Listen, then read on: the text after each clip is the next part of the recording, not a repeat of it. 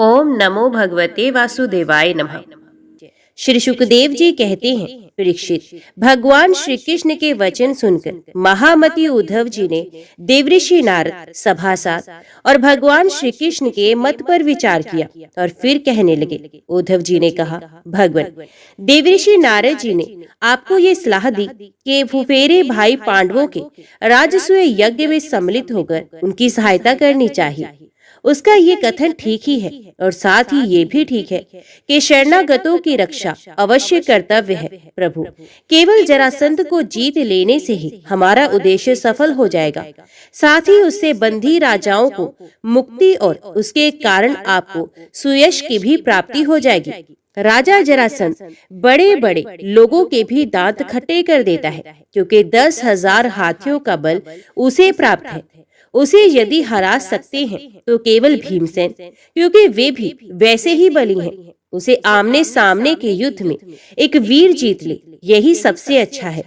100 अक्षौहिणी सेना लेकर जब वे युद्ध के लिए खड़ा होगा, उस समय उसे जीतना आसान नहीं होगा। जरासंध बहुत बड़ा ब्राह्मण भक्त है। यदि ब्राह्मण उससे किसी बात की याचना करते हैं तो वे कभी कोरा जवाब नहीं देता। इसलिए भीमसेन ब्राह्मण के वेश में जाए और उसे युद्ध की भिक्षा मांगे। भगवान, इसमें संदेह है कि यदि आपकी उपस्थिति में भीमसेन और जरासंध का द्वंद्व युद्ध हो तो भीमसेन उसे मार डालेंगे। प्रभु, आप सर्वशक्तिमान, रूप रहित और काल स्वरूप है। विश्व की सृष्टि और परलय आपकी ही शक्ति से होता है। ब्रह्मा और शंकर तो उसमें निमित्त मात्र हैं।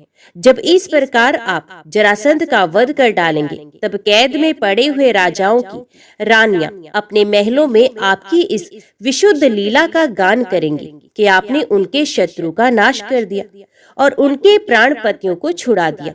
ठीक वैसे ही जैसे गोपियां शंखचूड़ से छुड़ाने की लीला का आपके शरणागत मुनिगण गजेंद्र और जानकी जी के उद्धार की लीला का तथा हम लोग आपके माता पिता को कंस के कारागार से छुड़ाने की लीला का गान करते हैं। इसलिए प्रभु, जरासंध का वध स्वयं ही बहुत से प्रयोजन सिद्ध कर देगा। बंदी नरपतियों के पुण्य परिणाम से अथवा जरासंध के पाप परिणाम से सच्चिदानंद श्री कृष्ण आप भी तो इस समय राजसूय यज्ञ का होना ही पसंद करते हैं। इसलिए आप वही पधारिए। परीक्षित, उद्धव जी की ये सलाह सुनकर सब प्रकार से हितकर और निर्दोष थी। देवऋषि नारद, यदुवंश के बड़े बूढ़े और स्वयं भगवान श्री कृष्ण ने भी उनकी बात का समर्थन किया। अब अंतर्यामी भगवान श्री कृष्ण ने वसुदेव आदि गुरुजनों से अनुमति लेकर दारुक, जेत्र आदि सेवकों को इंद्रप्रस्थ जाने की तैयारी करने के लिए आज्ञा दी। इसके बाद भगवान श्री कृष्ण ने यदुराज उग्रसेन और बलराम जी से आज्ञा लेकर बाल बच्चों के साथ रानियों और उनके सब सामानों को आगे चला दिया और फिर दारू के लाए हुए गरुड़ ध्वज रथ पर स्वयं सवार हुए।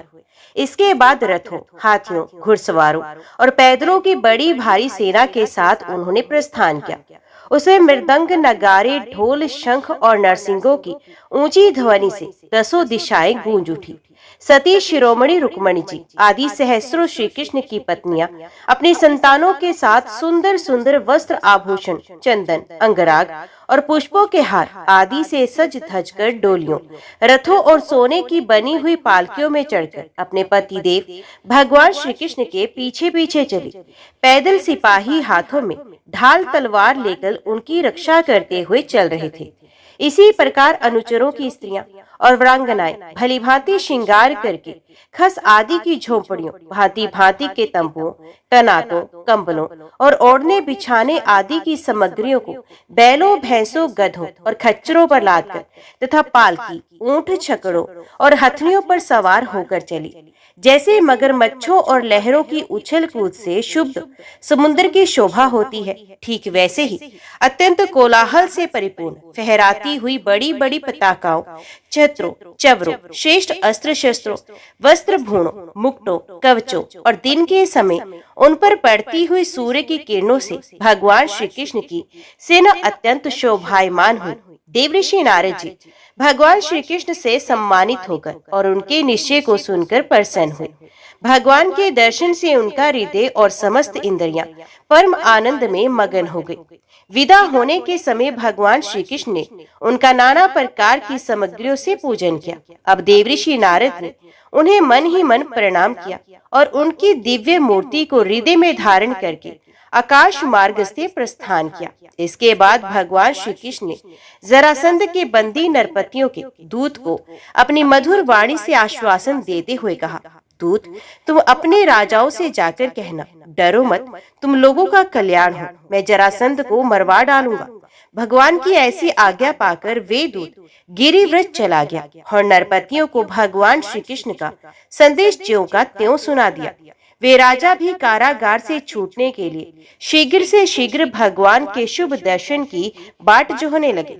अब भगवान श्री कृष्ण आनर्त, सोवीर, मरु, कुरुक्षेत्र और उनके बीच में पड़ने वाले पर्वत, नदी, नगर, गांव, अहीरों की बस्तियां तथा खानों को पार करते हुए आगे बढ़ने लगे।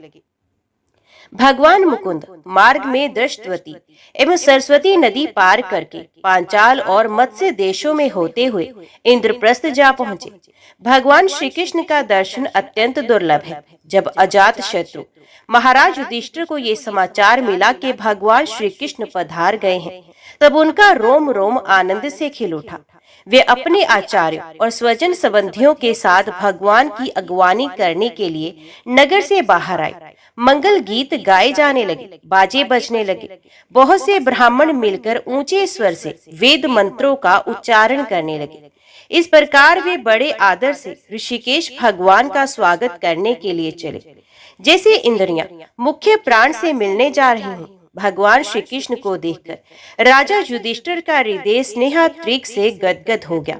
उन्हें बहुत दिनों पर अपने प्रियतम भगवान श्री कृष्ण को देखने का सौभाग्य प्राप्त हुआ था, अतः वे उन्हें बार बार अपने हृदय से लगाने लगे।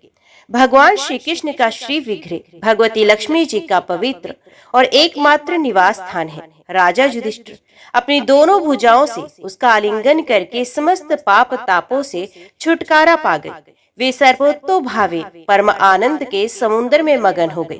नेत्रों में आंसू छलक आए, अंग अंग पुलकित हो गया। उन्हें इस विश्व प्रपंच के भ्रम का तनिक भी स्मरण न रहा। तदंतर भीमसेन ने मुस्कुराकर अपने ममेरे भाई श्री कृष्ण का आलिंगन किया। इससे उन्हें बड़ा आनंद मिला। उस समय उनके हृदय में इतना प्रेम उमड़ा कि उन्हें बाहरी विस्मृति सी हो गई। नकुल, सहदेव और अर्जुन ने भी अपने परम प्रियतम और हितैषी भगवान श्री कृष्ण का बड़े आनंद से आलिंगन प्राप्त किया। उस समय उनके नेत्रों में आंसुओं की बाढ़ सी आ गई थी। अर्जुन ने पुनः भगवान श्री कृष्ण का आलिंगन किया। नकुल और सहदेव ने अभिवादन किया और स्वयं भगवान श्री कृष्ण ने ब्राह्मणों और कुरुवंशी वृद्धों को यथा योग्य नमस्कार किया। कुरु, संजय और कैकेयी देश के नरपतियों ने भगवान श्री कृष्ण का सम्मान किया और भगवान श्री कृष्ण ने भी उनका यथोचित सत्कार किया। सूत, मागध, बंधीजन और ब्राह्मण भगवान की स्तुति करने लगे तथा गंधर्व, नट, विदूषक आदि मृदंग, शंख, नगारे, वीणा, ढोल और नरसिंगे बजा बजाकर कमल नयन भगवान श्री कृष्ण को प्रसन्न करने के लिए नाचने गाने लगे। इस प्रकार परम यशस्वी भगवान श्री कृष्ण ने अपने सुहृद स्वजनों के साथ सब प्रकार से सुसज्जित इंद्रप्रस्थ नगर में प्रवेश किया। उस समय लोग आपस में भगवान श्री कृष्ण की प्रशंसा करते हुए चल रहे थे। इंद्रप्रस्थ नगर की सड़कें और गलियां मतवाले हाथियों के मद से तथा सुगंधित जल से सींच दी गई थी। जगह जगह रंग बिरंगी झंडियां लगा दी गई थी। सुनहले तोरण बांधे गए थे और सोने के जल भरे कलश स्थान स्थान पर शोभा पा रहे थे। नगर के नर नारी नहा धोकर तथा नए वस्त्र, आभूषण, पुष्पों के हार, इत्र, फुलेल आदि से सज धज कर घूम रहे थे। घर घर में ठोर ठोर पर दीपक जलाए गए थे, जिनसे दीपावली की सी छटा हो रही थी। प्रत्येक घर के झरोकों से धूप का धुआं निकलता हुआ बहुत ही भला मालूम होता था। सभी घरों के ऊपर पताकाएं फहरा रही थी तथा सोने के कलश और चांदी के शिखर जगमगा रहे थे। भगवान श्री कृष्ण इस प्रकार के महलों से परिपूर्ण पांडवों की राजधानी इंद्रप्रस्थ नगर को देखते हुए आगे बढ़ रहे थे। जब युवतियों ने सुना कि मानव नेत्रों के पान पात्र अर्थात अत्यंत दर्शनीय भगवान श्री कृष्ण राजपथ पर आ रहे हैं, तब उनके दर्शन की उत्सुकता के आवेग से उनकी चोटियां और साड़ियों की गांठें ढीली पड़ गई। उन्होंने घर का काम काज तो छोड़ ही दिया, सेज पर सोए हुए अपने पतियों को भी छोड़ दिया और भगवान श्री कृष्ण का दर्शन करने के लिए राजपथ पर दौड़ाई। सड़क पर हाथी, घोड़े, रथ और पैदल सेना की भीड़ लग रही थी। उन स्त्रियों ने अटारियों पर चढ़कर रानियों के सहित भगवान श्री कृष्ण का दर्शन किया, उनके ऊपर पुष्पों की वर्षा की और मन ही मन आलिंगन किया तथा प्रेम भरी मुस्कान एवं चितवन से उनका सुस्वागत किया। नगर की स्त्रियां राजपथ पर चंद्रमा के साथ विराजमान तारों के समान श्री कृष्ण की पत्नियों को देखकर आपस में कहने लगी, सखी, इन बड़भागिनी रानियों ने ना जाने ऐसा कौन सा पुण्य किया है जिसके कारण पुरुष शिरोमणि भगवान श्री कृष्ण अपने उन्मुक्त हास्य और विलासपूर्ण कटाक्ष से उनकी ओर देखकर उनके नेत्रों को परम आनंद प्रदान करते हैं। इसी प्रकार भगवान श्री कृष्ण राजपथ से चल रहे थे। स्थान स्थान पर बहुत से निष्पाप धनी मानी और शिल्पजीवी नागरिकों के अनेकों मांगलिक वस्तुएं ला लाकर उनकी पूजा अर्चना की और स्वागत सत्कार किया। अंतपुर की स्त्रियां भगवान श्री कृष्ण को देखकर प्रेम और आनंद से भर गई। उन्होंने अपने प्रेम विवल और आनंद से खिले नेत्रों के द्वारा भगवान का स्वागत किया और श्री कृष्ण उनका स्वागत सत्कार स्वीकार करते हुए राजमहल में पधारे। जब कुंती ने अपने त्रिभुवन पति भतीजे श्री कृष्ण को देखा तब उनका हृदय प्रेम से भर आया। वे पलंग से उठकर अपनी पुत्र वधू द्रौपदी के साथ आगे आई और भगवान श्री कृष्ण को हृदय से लगा लिया। देव देवेश्वर भगवान श्री कृष्ण को राजमहल के अंदर लाकर राजा युधिष्ठिर आदर भाव और आनंद के उद्रेक से आत्म विस्मृत हो गए। उन्हें इस बात की भी सुध न रही कि किस क्रम से भगवान की पूजा करनी चाहिए। भगवान श्री कृष्ण ने अपनी फुआ कुंती और गुरुजनों की पत्नियों का अभिवादन किया। उनकी बहन सुभद्रा और द्रौपदी ने भगवान को नमस्कार किया। अपनी सास कुंती की प्रेरणा से द्रौपदी ने वस्त्र, आभूषण, माला आदि के द्वारा रुक्मणी, सत्यभामा, भद्रा, जामवती, कालिंदी, मित्रविंदा, लक्ष्मणा और परम साध्वी सत्या भगवान श्री कृष्ण की इन पटरानियों का तथा वहां आई हुई श्री कृष्ण की अन्यान्य रानियों का भी यथा योग्य सत्कार किया। धर्मराज युधिष्ठिर ने भगवान श्री कृष्ण को उनकी सेना, सेवक, मंत्री और पत्नियों के साथ ऐसे स्थान में ठहराया जहां उन्हें नित्य नई नई सुख की सामग्रियां प्राप्त हो।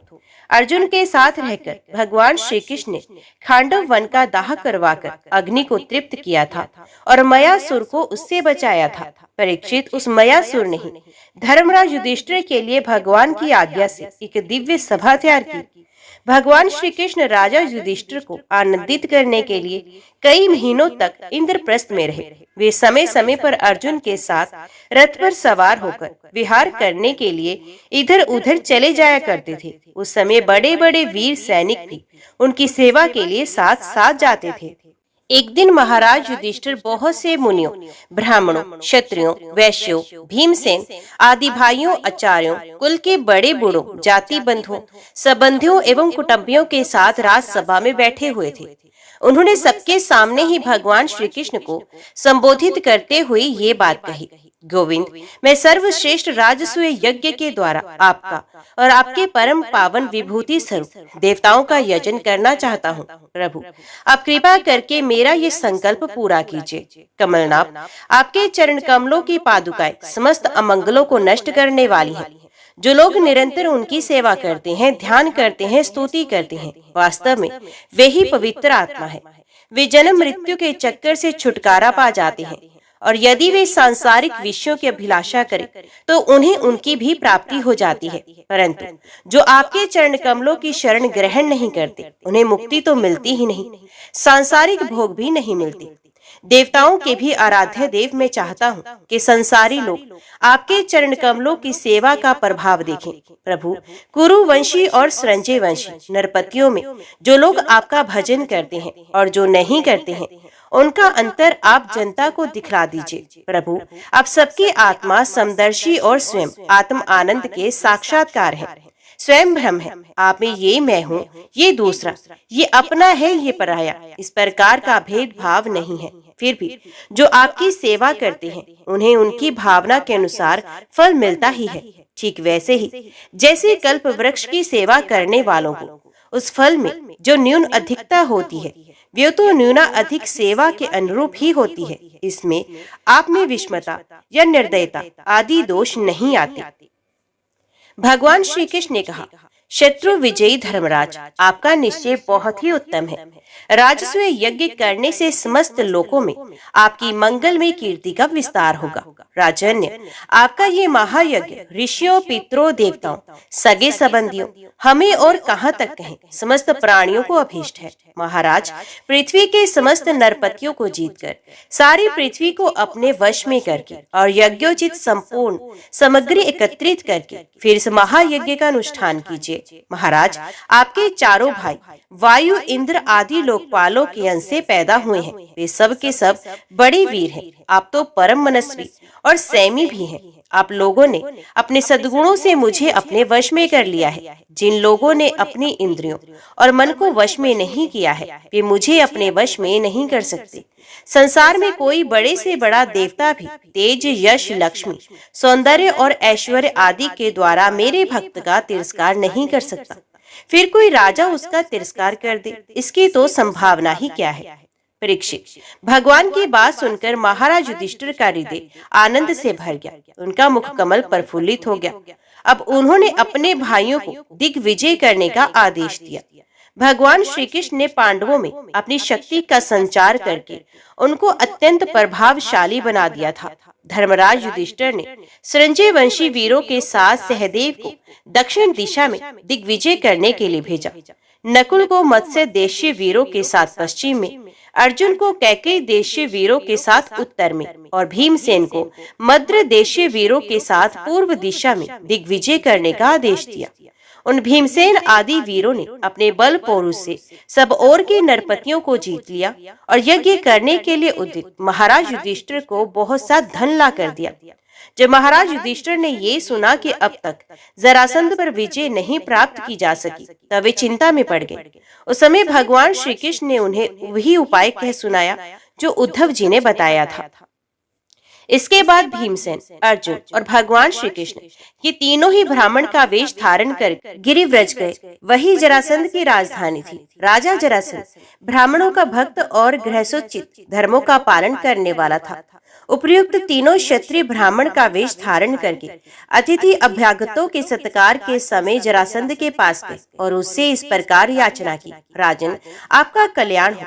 हम तीनों आपके अतिथि हैं और बहुत दूर से आ रहे हैं। अवश्य ही हम यहाँ किसी विशेष प्रयोजन से ही आए हैं, इसलिए हम आपसे जो कुछ चाहते हैं वे आप हमें अवश्य दीजिए। तितिक्षु पुरुष क्या नहीं कह सकते, दुष्ट पुरुष बुरा से बुरा क्या नहीं कर सकते, उदार पुरुष क्या नहीं दे सकते, और समदर्शी के लिए पराया कौन है। जो पुरुष स्वयं समर्थ होकर भी इस नाशवान शरीर से ऐसे अविनाशी यश का संग्रह नहीं करता जिसका बड़े बड़े सत्पुरुष भी गान करे, सच पूछिए तो उसकी जितनी निंदा की जाए थोड़ी है। उसका जीवन शोक करने योग्य है। राजन, आप तो जानते ही होंगे, राजा हरिश्चंद्र, रंती देव केवल अन्न के दाने बीन चुनकर निर्वाह करने वाले, महात्मा मुद्गल, शिबी, बलि, व्याध और कपोत आदि बहुत से व्यक्ति अतिथि को अपना सर्वस्व देकर इस नाशवान शरीर के द्वारा अविनाशी पद को प्राप्त हो चुके हैं। इसलिए आप भी हम लोगों को निराश मत कीजिए। जरासंध ने उन लोगों की आवाज, सूरत, शक्ल और कलाइयों पर पड़े हुए धनुष की रगड़ के चिन्हों को देखकर पहचान लिया, ये तो ब्राह्मण नहीं क्षत्रिय हैं। अब वे सोचने लगी कि मैंने कहीं न कहीं इन्हें देखा भी अवश्य है। फिर उसने मन ही मन ये विचार किया कि ये क्षत्रिय होने पर भी मेरे भय से ब्राह्मणों का वेश बनाकर आए हैं। जब ये भिक्षा मांगने पर ही उतारू हो गए हैं, तब चाहे जो कुछ भी मांग ले मैं इन्हें दे दूंगा। याचना करने पर अपना अत्यंत प्यारा और दुस्सज्ज शरीर देने में भी मुझे हिचकिचाहट नहीं होगी। विष्णु भगवान ने ब्राह्मण का वेश धारण करके बलि का धन ऐश्वर्य सबको छीन लिया, फिर भी बलि की पवित्र कीर्ति सब और फैली हुई है और आज भी लोग बड़े आदर से उसका गान करते हैं। इसमें संदेह नहीं कि विष्णु भगवान ने देवराज इंद्र की राज्य लक्ष्मी बलि से छीनकर उन्हें लौटाने के लिए ब्राह्मण रूप धारण किया था। दैत्यराज बलि को ये बात मालूम हो गई थी और शुक्राचार्य ने उन्हें रोका भी, परंतु उन्होंने पृथ्वी दान कर ही दी। मेरा तो ये पक्का निश्चय है कि ये शरीर नाशवान है। इस शरीर से जो विपुल यश नहीं कमाता और जो क्षत्रिय ब्राह्मण के लिए ही जीवन नहीं धारण करता, उसका जीना व्यर्थ है। सचमुच जरासंध की बुद्धि बड़ी उदार थी। उपयुक्त विचार करके उसने ब्राह्मण वेश धारी श्री कृष्ण, अर्जुन और भीमसेन से कहा, ब्राह्मणों, आप लोग मनचाही वस्तु मांग ले। आप चाहे तो मैं आप लोगों को अपना सर भी दे सकता हूँ। भगवान श्री कृष्ण ने कहा, राजेंद्र, हम लोग अन्न के इच्छुक ब्राह्मण नहीं हैं, क्षत्रिय हैं। हम आपके पास युद्ध के लिए आए हैं।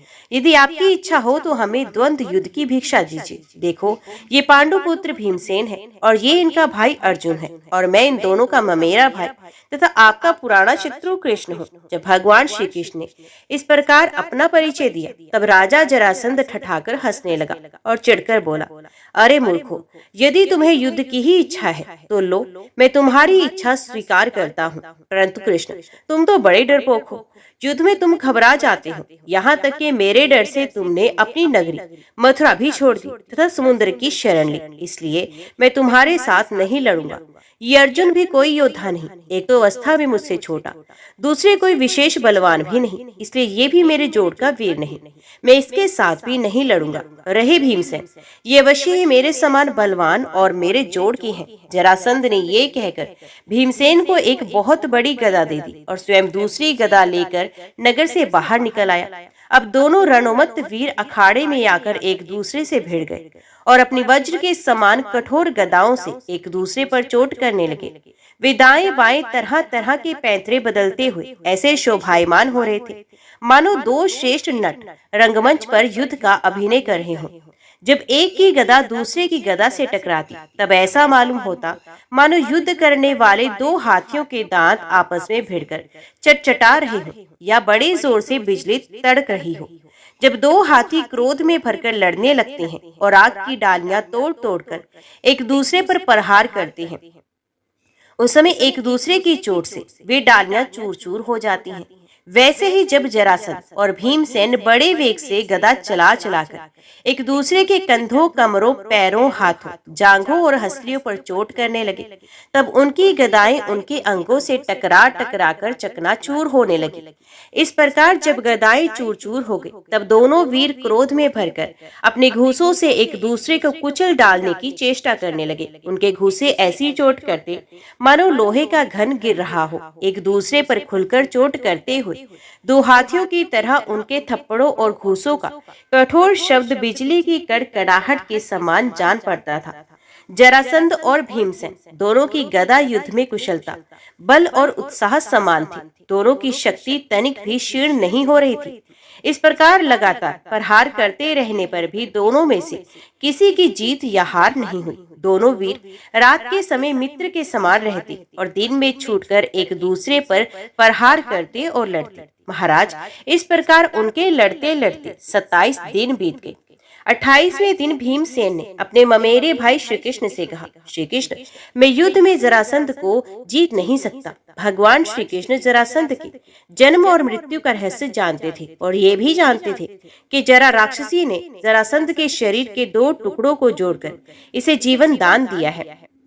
इसलिए उन्होंने भीमसेन के शरीर में अपनी शक्ति का संचार किया और जरासंध के वध का उपाय सोचा।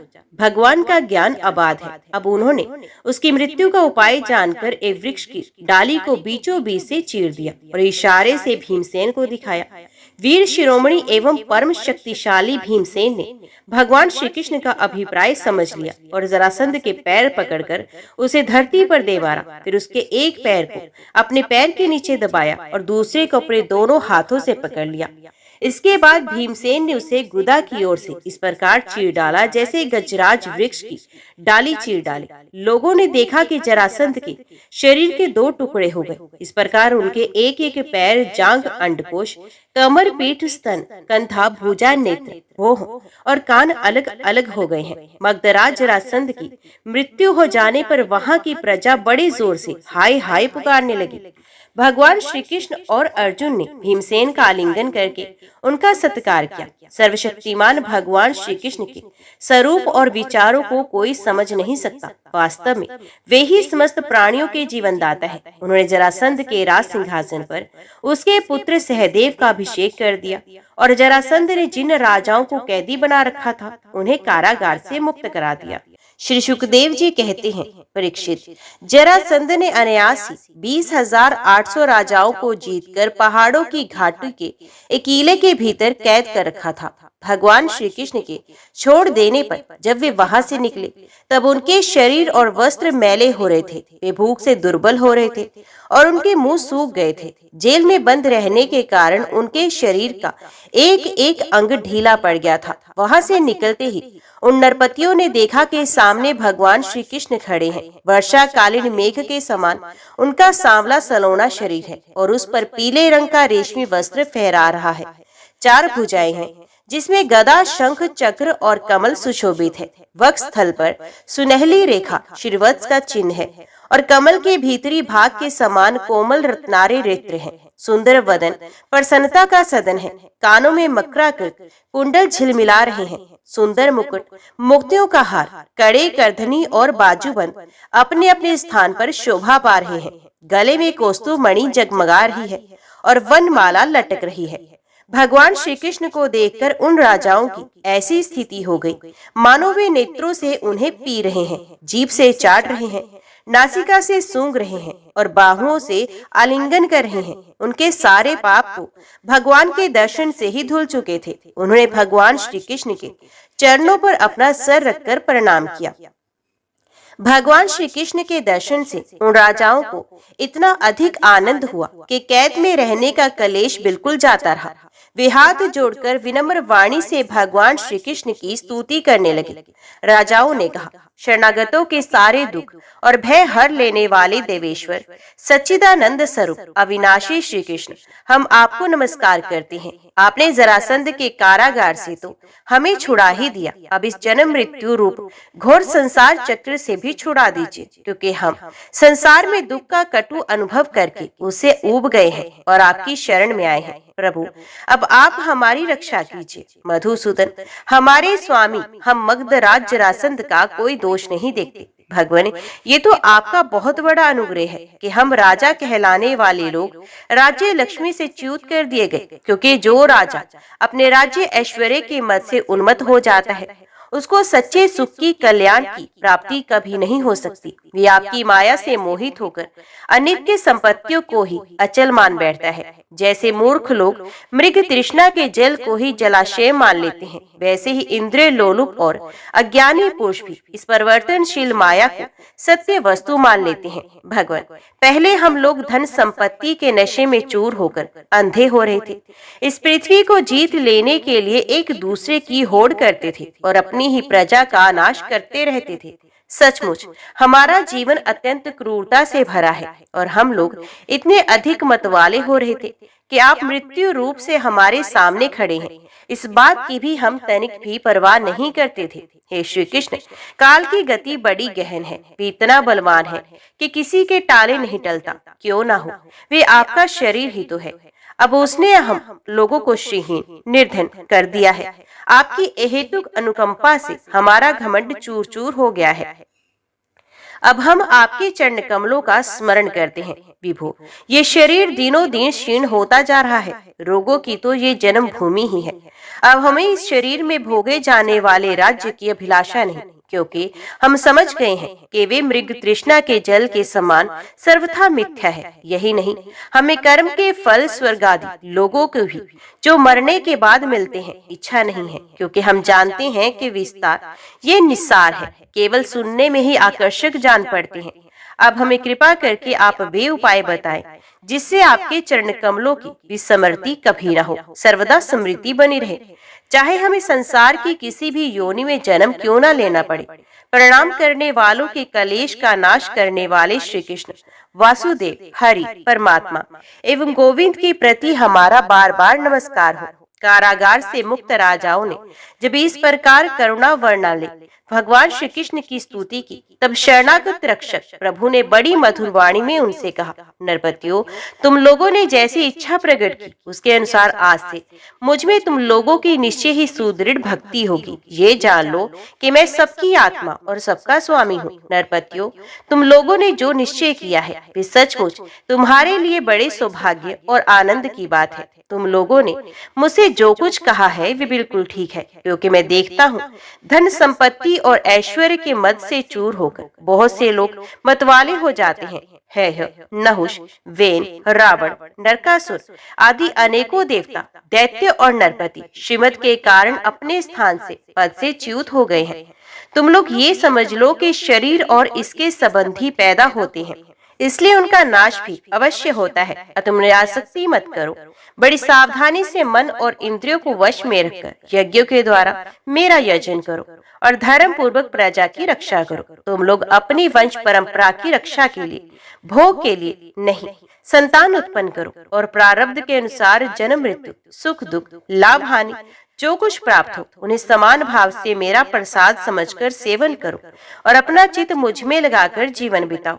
देह और देह के संबंधियों से किसी प्रकार की आसक्ति ना रखकर उदासीन रहो। अपने आप में आत्मा में ही रमण करो और भजन तथा आश्रम के योग्य व्रतों का पालन करते रहो। अपना मन भलीभांति मुझ में लगाकर अंत में तुम लोग मुझ ब्रह्म स्वरूप को ही प्राप्त हो जाओगे। परीक्षित, भुवनेश्वर भगवान श्री कृष्ण ने राजाओं को ये आदेश देकर उन्हें स्नान आदि कराने के लिए बहुत से स्त्री पुरुष नियुक्त कर दिए।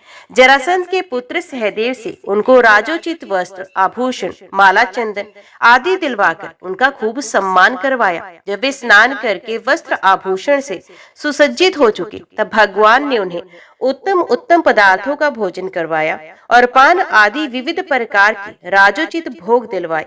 भगवान श्री कृष्ण ने इस प्रकार उन बंदी राजाओं को सम्मानित किया। अब वे समस्त कलेशों से छुटकारा पाकर तथा कानों में झिलमिलाते हुए सुंदर सुंदर कुंडल पहनकर ऐसे शोभायमान हुए जैसे वर्षा ऋतु का अंत हो जाने पर तारे।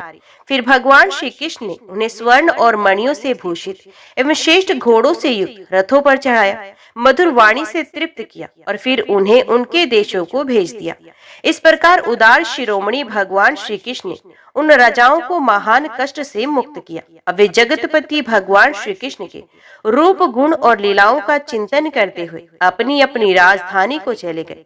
वहां जाकर उन लोगों ने अपनी अपनी प्रजा से परम पुरुष भगवान श्री कृष्ण की अद्भुत कृपा और लीला कह सुनाई और फिर बड़ी सावधानी से भगवान के आज्ञा अनुसार वे अपना जीवन व्यतीत करने लगे।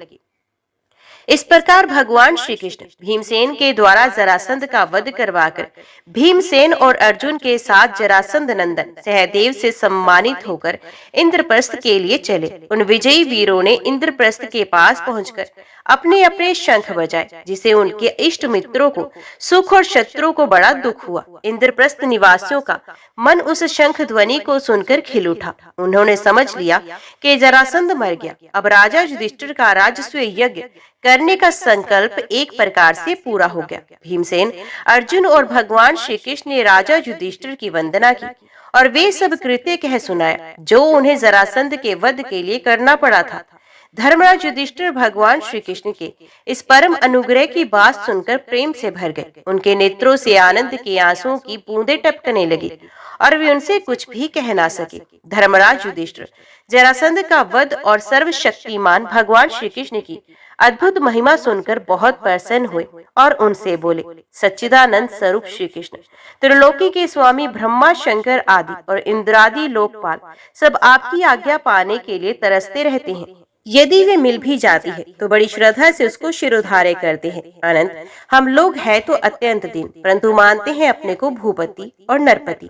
ऐसी स्थिति में तो हम दंड के पात्र, परंतु आप हमारी आज्ञा स्वीकार करते हैं और उसका पालन भी करते हैं। सर्वशक्तिमान कमल नयन भगवान के लिए हम ये मनुष्य लीला का अभिनय मात्र है। जैसे उदय अथवा अस्त के कारण सूर्य के तेज में घटती या बढ़ती नहीं होती, वैसे ही किसी भी प्रकार के कर्मों से ना तो आपका उल्लास होता है ना ही हरास, क्योंकि आप सजातीय, विजातीय और स्वगत भेद से रहित स्वयं परब्रह्म परमात्मा है। किसी से पराजित न होने वाले माधव, ये मैं हूँ, ये मेरा है तथा ये तू है, ये तेरा है, इस प्रकार की विकार युक्त भेद बुद्धि तो पशुओं की होती है। जो आपके अनन्य भक्त हैं, उनके चित्त में ऐसे पागलपन के विचार कभी नहीं आते, फिर आप में तो होंगे ही कहाँ से। इसलिए आप जो कुछ कर रहे हैं वे लीला ही लीला है। परीक्षित, इस प्रकार कहकर धर्मराज युधिष्ठिर ने भगवान श्री कृष्ण की अनुमति से यज्ञ के योग्य समय आने पर यज्ञ के कर्मों में निपुण वेदवादी ब्राह्मणों को ऋत्विज, आचार्य आदि के रूप में वर्ण किया। उनके नाम ये हैं: श्री कृष्ण द्वैपायन, व्यासदेव, भारद्वाज, सुमंतु, गौतम, असित, वशिष्ठ, च्यवन, कनप, मैत्रेय, कवश, त्रित, विश्वामित्र, वामदेव, सुमति, जैमिनी, कृतु, पैल, पराशर, गर्ग, वैशंपायन, अथर्वा, कश्यप, धौम्य, परशुराम, शुक्राचार्य, आसुरी, वितिहोत्र, मधुचंदा, वीरसेन और अकृतवर्ण। इसके अतिरिक्त धर्मराज ने द्रोणाचार्य, भीष्म पितामह, कृपाचार्य, धृतराष्ट्र और उनके दुर्योधन आदि पुत्रों और महावती विदुर आदि को भी बुलवाया। राजस्व यज्ञ का दर्शन करने के लिए देश के सब राजा, उनके मंत्री तथा कर्मचारी, ब्राह्मण, क्षत्रिय, वैश्य, शूद्र सबके सब वहां आए। इसके बाद ऋत्विज ब्राह्मणों ने सोने के हलों से यज्ञ भूमि को जुतवाकर राजा युधिष्ठिर को शास्त्र अनुसार यज्ञ की दीक्षा दी। प्राचीन काल में जैसे वरुण देव के यज्ञ में सबके सब यज्ञ पात्र सोने के बने हुए थे, वैसे ही युधिष्ठिर के यज्ञ में भी थे। पांडुनंदन महाराज युधिष्ठिर के यज्ञ में निमंत्रण पाकर ब्रह्मा जी, शंकर जी, इंद्र आदि लोकपाल अपने गणों के साथ सिद्ध और गंधर्व, विद्याधर, नाग, मुनि, यक्ष, राक्षस, पक्षी, किन्नर, चारण, बड़े बड़े राजा और रानियां, ये सभी उपस्थित हुए। सबने बिना किसी प्रकार के कौतूहल के ये बात मान ली कि राजस्व यज्ञ करना युधिष्ठिर के योग्य ही है, क्योंकि भगवान श्री कृष्ण के भक्त के लिए ऐसा करना कोई बहुत बड़ी बात नहीं। उस समय देवताओं के समान तेजस्वी याजकों ने धर्मराज युधिष्ठिर से विधि पूर्वक राजस्व यज्ञ करवाया, ठीक वैसे ही जैसे पूर्व काल में देवताओं ने वरुण से करवाया था। सोमलता से रस निकालने के दिन महाराज युधिष्ठिर ने अपने परम भाग्यवान याजकों और यज्ञ कर्म की भूल चूक का निरीक्षण करने वाले सदस्य पतियों का बड़ी सावधानी से विधि पूर्वक पूजन किया। अब सभासद लोग इस विषय पर विचार करने लगे कि सदस्यों में सबसे पहले किसकी पूजा, अग्र पूजा होनी चाहिए। जितनी मति उतने मन, इसलिए सर्वसम्मति से कोई निर्णय ना हो सका। ऐसी स्थिति में सहदेव ने कहा, यदुवंश शिरोमणि भक्तवत्सल भगवान श्री कृष्ण ही सदस्यों में सर्वश्रेष्ठ और अग्र पूजा के पात्र है, क्योंकि यही समस्त देवताओं के रूप में है और देश, काल, धन आदि जितनी भी वस्तुएं हैं उन सबके रूप में भी यही है। ये सारा विश्व श्री कृष्ण का ही रूप है। समस्त यज्ञ भी श्री कृष्ण स्वरूप है। भगवान श्री कृष्ण ही अग्नि, आहुति और मंत्रों के रूप में है। ज्ञान मार्ग और कर्म मार्ग, ये दोनों भी श्री कृष्ण की प्राप्ति के ही हेतु हैं। सभासदों, मैं कहाँ तक वर्णन करूं? भगवान श्री कृष्ण वे एक रस अद्वितीय ब्रह्म है, जिसमें सजातीय, विजातीय और स्वगत भेद नाम मात्र का भी नहीं है। ये संपूर्ण जगत उन्हीं का स्वरूप है। वे अपने आप में ही स्थित, जन्म और अस्तित्व, वृद्धि आदि 6 भाव विकारों से रहित है। वे अपने आत्म स्वरूप संकल्प से ही जगत सृष्टि, पालन और संहार करते हैं। सारा जगत श्री कृष्ण के ही अनुग्रह से अनेकों प्रकार के कर्म का अनुष्ठान करता हुआ धर्म, अर्थ, काम और मोक्ष पुरुषार्थों का संपादन करता है। इसलिए सबसे महान भगवान श्री कृष्ण की ही अग्र पूजा होनी चाहिए। इनकी पूजा करने से समस्त प्राणियों की तथा अपनी ही पूजा हो जाती है। जो अपने दान धर्म को अनंत भाव से युक्त करना चाहता हो, उसे चाहिए कि समस्त प्राणियों और पदार्थों के अंतरात्मा, भेदभाव रहित, परम शांत और परिपूर्ण भगवान श्री कृष्ण को ही दान करे। सहदेव भगवान की महिमा और उनके प्रभाव को जानते थे। इतना कहकर वे चुप हो गए। उस समय धर्मराज युधिष्ठिर की यज्ञ सभा में जितने सत्पुरुष उपस्थित थे, सबने एक स्वर से बहुत ठीक कहकर सहदेव की बात का समर्थन किया। धर्मराज युधिष्ठिर ने ब्राह्मणों की ये आज्ञा सुनकर तथा सभासदों का अभिप्राय जानकर बड़े आनंद से, प्रेमाद्रेक से विवल होकर भगवान श्री कृष्ण की पूजा की। अपनी पत्नी, भाई, मंत्री और कुटुंबियों के साथ धर्मराज युधिष्ठिर ने बड़े प्रेम और आनंद से भगवान के पांव पखारे तथा उनके चरण कमलों का लोक पावन जल अपने सर पर धारण किया। उन्होंने भगवान को पीले पीले रेशमी वस्त्र और बहुमूल्य आभूषण समर्पित किया। उस समय उनके नेत्र प्रेम और आनंद के आंसुओं से इस प्रकार भर गए कि वे भगवान को भली भांति देख भी नहीं सकते थे। यज्ञ सभा में उपस्थित सभी लोग भगवान श्री कृष्ण को इस प्रकार पूजित सत्कृत देखकर हाथ जोड़ते हुए नमो नमः, जय जय इस प्रकार के नारे लगाकर उन्हें नमस्कार करने लगे। उस समय आकाश से स्वयं ही पुष्पों की वर्षा होने लगी। अपने आसन पर बैठा हुआ शिशुपाल ये सब देख सुन रहा था। भगवान श्री कृष्ण के गुण सुनकर उसे क्रोध हो आया और वे उठकर खड़ा हो गया। वे भरी सभा में हाथ उठाकर बड़ी असहिष्णुता किंतु निर्भयता के साथ भगवान को सुना सुनाकर अत्यंत कठोर बातें कहने लगा।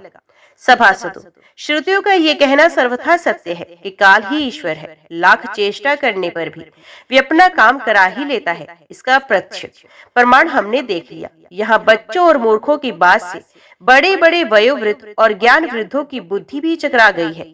पर मैं मानता हूँ कि आप लोग अग्र पूजा के योग्य पात्र का निर्णय करने में सर्वथा समर्थ हैं। इसलिए सदस्य पतियों, आप लोग बालक सहदेव की ये बात ठीक न माने कि कृष्ण ही अग्र पूजा के योग्य है। यहाँ बड़े बड़े तपस्वी, विद्वान, व्रतधारी, ज्ञान के द्वारा अपने समस्त पाप तापों को शांत करने वाले परम ज्ञानी, परम ऋषि, ब्रह्मनिष्ठ आदि उपस्थित हैं, जिनकी पूजा बड़े बड़े लोकपाल भी करते हैं। यज्ञ की भूल चूक बतलाने वाले उन सदस्य पतियों को छोड़कर ये कुल कलंक, ग्वाला भला अग्र पूजा का अधिकारी कैसे हो सकता है? क्या कोआ कभी यज्ञ का पुरोडाश का अधिकारी हो सकता है? न इसका कोई वर्ण है, न आश्रम, कुल ही इसका ऊंचा नहीं है।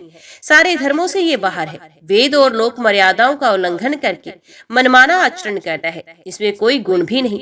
ऐसी स्थिति में ये अग्र पूजा का पात्र कैसे हो सकता है? आप लोग जानते हैं कि राजा याति ने इसके वंश को शाप दे रखा है। इसलिए सत्पुरुषों ने इस वंश का ही बहिष्कार कर दिया है। ये सर्वथा व्यर्थ मधुपान में आसक्त रहते हैं। फिर ये अग्र पूजा के योग्य कैसे हो सकते हैं? इन सब ने ब्रह्म ऋषियों के द्वारा सेवित मथुरा आदि देशों का परित्याग कर दिया। वेद चर्चा रहित समुद्र में किला बनाकर रहने लगे। वहां से जब ये बाहर निकलते हैं तो डाकुओं की तरह सारी प्रजा को सताते हैं। सच पूछो तो शिशुपाल का सारा शुभ नष्ट हो चुका था। इसी से उसने और भी बहुत सी कड़ी कड़ी बातें भगवान श्री कृष्ण को सुनाई। परंतु जैसे सिंह कभी सियार की हुआ हुआ पर ध्यान नहीं देता, वैसे ही भगवान श्री कृष्ण चुप रहे। उन्होंने उसकी बातों का कुछ भी उत्तर ना दिया। परंतु सभासदों के लिए भगवान की निंदा सुनना असहनीय था। उसमें से कई अपने अपने कान बंद करके क्रोध से शिशुपाल को गाली देते हुए बाहर चले गए। जो भगवान की या भगवत परायण भक्तों की सुनकर वहां से हट नहीं जाता, विशुभ कर्मों से च्युत हो जाता है और उसकी अधोगति होती है। अब शिशुपाल को मार डालने के लिए पांडव मत से कैकेयी और संजयवंशी नरपति क्रोधित होकर हाथों में हथियार लेकर उठकर खड़े हुए। परंतु शिशुपाल को इससे कोई घबराहट नहीं हुई। उसने बिना किसी प्रकार का आगा पीछा सोचे अपनी ढाल तलवार उठा ली और वे भरी सभा में श्री कृष्ण के पक्षपाती राजाओं को ललकारने लगा। उन लोगों को लड़ते झगड़ते देख भगवान श्री कृष्ण उठकर खड़े हुए। उन्होंने अपने पक्षपाती राजाओं को शांत किया और स्वयं क्रोध करके अपने ऊपर झपटते हुए शिशुपाल का सर छुरे के समान तीखी धार वाले चक्र से काट लिया। शिशुपाल के मारे जाने पर वहां बड़ा कोलाहल मच गया। उसके अनुयायी नरपति अपने अपने प्राण बचाने के लिए वहां से भाग खड़े हुए। जैसे आकाश से घिरा हुआ लूट धरती पर समा जाता है, वैसे ही सब प्राणियों के देखते देखते शिशुपाल के शरीर से एक ज्योति निकलकर भगवान श्री कृष्ण में समा गई। परीक्षित, शिशुपाल के अंतकरण में लगातार 3 जन्म से वैर भाव की अभिवृद्धि हो रही थी। इस प्रकार वैर भाव से ही सही ध्यान करते करते वे तन्मय हो गया, पार्षद हो गया। सच है, मृत्यु के बाद होने वाली गति में भाव ही कारण है। शिशुपाल की सदगति होने के बाद चक्रवर्ती धर्मराज युधिष्ठिर ने सदस्यों और ऋत्विजों को पुष्कल दक्षिणा दी और तथा सबका सत्कार करके विधि पूर्वक यज्ञांत स्नान, अवभृत स्नान किया। इस प्रकार योगेश्वर भगवान श्री कृष्ण ने धर्मराज युधिष्ठिर का राजस्व यज्ञ पूर्ण किया और अपने सगे संबंधी और सुहृदों की प्रार्थना से कुछ महीनों तक वहीं रहे। इसके बाद राजा युधिष्ठिर की इच्छा न होने पर भी सर्वशक्तिमान भगवान श्री कृष्ण ने उनसे अनुमति ले ली और अपनी रानियों तथा मंत्रियों के साथ इंद्रप्रस्थ से द्वारकापुरी की यात्रा की। मैं ये उपाख्यान तुम्हें बहुत विस्तार से सुना चुका हूँ कि वैकुंठवासी जय और विजय को सनकादि ऋषियों के शाप से बार बार जन्म लेना पड़ा था। महाराज युधिष्ठिर राजसूय का यज्ञांत स्नान करके ब्राह्मण और क्षत्रियों की सभा में देवराज इंद्र के समान शोभायमान होने लगे। राजा युधिष्ठिर ने देवता, मनुष्यों और आकाशचार्यों का यथायोग्य सत्कार किया तथा वे भगवान श्री कृष्ण एवं राजसूय यज्ञ की प्रशंसा करते हुए बड़े आनंद से अपने अपने लोगों को चले गए। सब तो सुखी हुए, परंतु दुर्योधन ने पांडवों की ये उज्जवल राज्य लक्ष्मी का उत्कर्षण सहन न हुआ, क्योंकि वे स्वभाव से ही पापी, कलह प्रेमी, कुरुकुल का नाश करने के लिए एक महान रोग था। जो पुरुष भगवान श्री कृष्ण की इस लीला शिशुपाल वध, जरासंध वध, बंधी राजाओं की मुक्ति और यज्ञ अनुष्ठान का कीर्तन करेगा वे समस्त पापों से छूट जाएगा। ओम नमो भगवते वासुदेवाय नमः। जय श्री राधे कृष्णा। आज की वीडियो में इतना ही। उम्मीद करती हूँ वीडियो आपको पसंद आई होगी। वीडियो पसंद आई हो तो वीडियो को लाइक और चैनल को सब्सक्राइब जरूर कीजिएगा। जय श्री कृष्णा लिखकर कमेंट बॉक्स में अपनी हाजिरी और अपने सुझाव देना ना भूलेगा। तो मिलते हैं अगली कथा अगली वीडियो के साथ।